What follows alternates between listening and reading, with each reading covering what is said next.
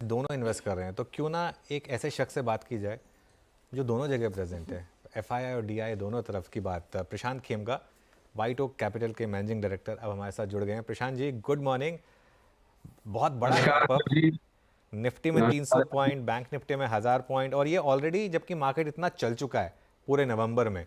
आपके हिसाब से अब इस समय हो क्या रहा है, और क्या यहाँ पर एक मार्केट में अब एफआईआई का पैसा भी चेस करेगा इस मार्केट को? नमस्कार अनुज जी, और धन्यवाद आपके शो पे बुलाने का। आपने सही कहा। आई थिंक मार्केट ओवरऑल देखिए, relative to global markets outperform किया है इंडिया ने। पर अगर आप देखो तो लास्ट 2-3 साल में काफी अर्निंग्स ग्रोथ भी बहुत स्ट्रांग आई है इंडिया की। तो पी मल्टीपल कुछ ऐसा ज्यादा एक्सपेंसिव नहीं हुआ है। In fact relative to our own past अभी एकदम एवरेज के ही इर्द गिर्द है अपना मल्टीपल।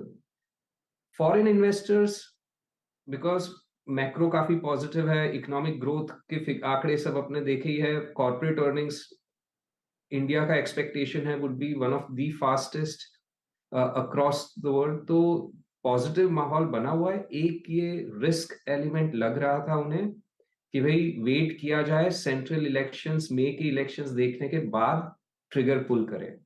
तो अभी ये जो यस्टरडे, कल जो वीकेंड पे सब परिणाम आए हैं, रिजल्ट्स आए हैं, उसके चलते मुझे लगता है कि जो डिसीजन मेकिंग है थोड़ी एक्सेलरेट होगी।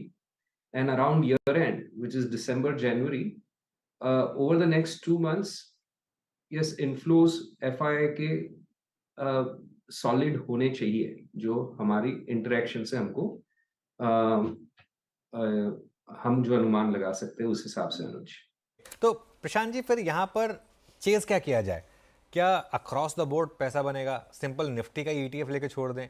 क्योंकि हमारा शो जो है ज़्यादातर रिटेल निवेशक देखते हैं, जो शायद हालांकि पिछले 2 साल में काफ़ी सेबी हुआ है, लेकिन फिर भी थोड़ा सा वो कंफ्यूज हो जाता है कि कहाँ पर पैसा इस समय फ्रेश लगाया जाए। और बहुत पैसा आ रहा है इस समय मार्केट में, और सब स्टॉक मार्केट में ही सबसे ज़्यादा पैसा आ रहा है इस समय, क्योंकि वहीं सबसे ज़्यादा रिटर्न्स भी बन रहे हैं। तो इस समय अप्रोच क्या होगी मार्केट में, सेक्टोरल अप्रोच? सेक्टोरल अप्रोच, अगर तो मैं ये कहूंगा कि across board, across sectors, over the next 2-3-4 साल जो है कई कंपनीज में बहुत अच्छी कंपनीज मिलेगी। अक्रॉस सेक्टर्स पैसे बनाने की अपॉर्चुनिटीज है। बट हाँ, जहां आज मार्केट है वहां पर जो वैल्यूएशंस है अलग अलग सेक्टर्स के, उनको मद्देनजर रखते हुए हमारी टीम को जहां ज्यादा अपॉर्चुनिटीज मिल रही है वो है फाइनेंशियल सेक्टर में। क्योंकि फाइनेंशियल सेक्टर आप देखिएगा तो ये साल भर में पार्टिसिपेट नहीं किया है, जबकि जो इकोनॉमिक ग्रोथ है ऑब्वियसली फाइनेंशियल सेक्टर उसके सेंटर में है। एंड जब मैं फाइनेंशियल सेक्टर कहता हूं तो ये नहीं कि सिर्फ बैंक्स या private sector banks, but also NBFCs, insurance companies है, और नॉन बैलेंस शीट कंपनीज भी है, जो मार्केट इंटरमीडियरीज जिन्हें कहते हैं, या कैपिटल मार्केट इंटरमीडियरीज कहते हैं। तो ये across board I think valuations जो है रिलेटिव टू बाकी का मार्केट जहां पे है उसके मुकाबले रिलेटिव वैल्यूएशंस अट्रैक्टिव काफी स्टॉक्स में फाइनेंशियल सेक्टर में मिल रहे हैं। कंज्यूमर डिस्क्रेशनरी में अगर अपना इकोनॉमिक ग्रोथ, आज जो मार्केट की रैली है, पॉजिटिव माहौल है, वो उसके उसका ये अनुमान है कि इकोनॉमिक ग्रोथ स्ट्रांग रहेगा। अल्टीमेटली स्टॉक मार्केट एक बैरोमीटर है कि अपनी इकोनॉमिक ग्रोथ ओवर टाइम क्या रहेगी और उसके चलते कॉर्पोरेट अर्निंग्स क्या रहेगी। तो उस बैरोमीटर को अगर अपने सही गिने और अगर इकोनॉमिक ग्रोथ स्ट्रांग रही आने वाले टाइम में, इकोनॉमी, ऑब्वियसली शेयर बाजार का तो मार्केट कैप 4 ट्रिलियन के ऊपर हो ही गया है, इकोनॉमी भी 4-5 ट्रिलियन डॉलर जब क्रॉस करती है तो ये डिस्क्रेशनरी कंजम्पशन जो है वो काफी ज्यादा ग्रो होगा। एंड डिस्क्रेशनरी में काफी आइटम्स आ जाती है, जैसे ऑब्वियसली ऑटो आ गया, रिटेल आ गया, मीडिया आ गया, ड्यूरेबल्स आ गए। तो इन सेगमेंट्स में भी इस साल ऑब्वियसली कई कंपनीज ने बहुत बढ़िया पार्टिसिपेट किया है, बट कई कंपनीज ने इतना पार्टिसिपेट नहीं किया, जहां पे वैल्यूएशंस अगेन रिलेटिवली अट्रैक्टिव हो गए हैं। एंड तीसरा मैं कहूंगा कैपिटल गुड्स जो है, हालांकि कैपिटल गुड्स ने बहुत अच्छा प्रदर्शन किया है ये साल, परफॉर्मेंस बहुत स्ट्रांग रहा है कैपिटल गुड्स का। बट जो मैक्रो बैकड्रॉप है, एंड विद पॉलिसी कंटिन्यूटी, अगर और एक्सेलरेट होगा वो, तो अभी भी हाई क्वालिटी जो कैपिटल गुड्स है वहाँ पे कई बहुत ही उम्दा अपॉर्चुनिटीज आज भी मिल सकती है। अ, बट अक्रॉस सेक्टर्स कहना बाकी इससे ज़्यादा डिफिकल्ट होता है। डिफिकल्ट ही नहीं, नामुमकिन कहूँगा मैं, क्योंकि मार्केट ने देखिए जैसे कि सबको पता है रेलवेज में बहुत खर्चा हो रहा है, पावर सेक्टर में बहुत स्ट्रांग है भविष्य। तो ऑलरेडी वो सेक्टर्स में कई कंपनियों के दाम ऐसे हो गए हैं जो despite all this positivity does not sensible नहीं लगते हैं। तो मैं थोड़ा सा अलग हटके सवाल पूछना चाह रही थी खेमका जी, क्योंकि इस समय सब लोग यही पूछ रहे हैं कि क्या लेना है, लेकिन किससे दूर रहना है, उस पर आपके क्या विचार हैं? देखिए कई सेगमेंट्स में, मार्केट के कई सेगमेंट्स में एक अति का माहौल हो गया है, और जहां भी अति हो जाता है उससे दूर रहना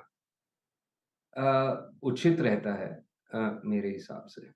अभी प्रोस्पेक्ट्स उन्हीं सेक्टर में सबसे ज्यादा अच्छे लगेंगे। जैसे मैंने पहले भी कहा है, 2006-2007 में रियल एस्टेट के प्रोस्पेक्ट्स बहुत अच्छे दिख रहे थे, इंफ्रास्ट्रक्चर के प्रोस्पेक्ट्स बहुत उम्दा दिख रहे थे। बट अगर स्टॉक प्राइसेस में अति हो गई अगर, तो फिर वहां से पैसा खोने का चांस बहुत ज्यादा हो जाता है, भले के प्रोस्पेक्ट्स कितने ही अच्छे क्यों न हो।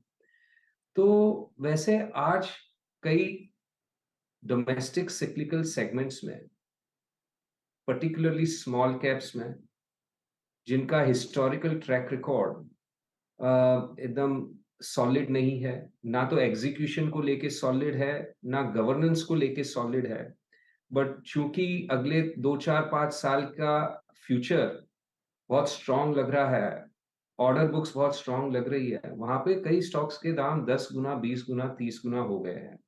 अब मैं ये नहीं कहना चाहता कि हर एक स्टॉक अंडर परफॉर्म करेगा या फिर नीचे गिरेगा। कई बार स्टॉक्स 25-30 गुना ऊपर जाते हैं और फिर 10-20 गुना और ऊपर जाते हैं और 25-30 गुना और ऊपर जा सकते हैं, तो वो कुछ कह नहीं सकते। बट वो सेगमेंट्स में deep cyclical, highly leverage balance sheet, जो कंपनियां पिछले साइकिल्स में बहुत खराब परफॉर्मेंस दे चुकी है, और ना एग्जीक्यूशन कैपेबिलिटीज डेमोन्स्ट्रेटेड है, ना गवर्नेंस का ठिकाना है, और स्टॉक प्राइसेस 10-20 गुना हो गए, उन स्टॉक्स, वो एक सेगमेंट ऑफ द मार्केट जो है उससे दूर रहने की मेरे हिसाब से जरूरत है आज के दिन।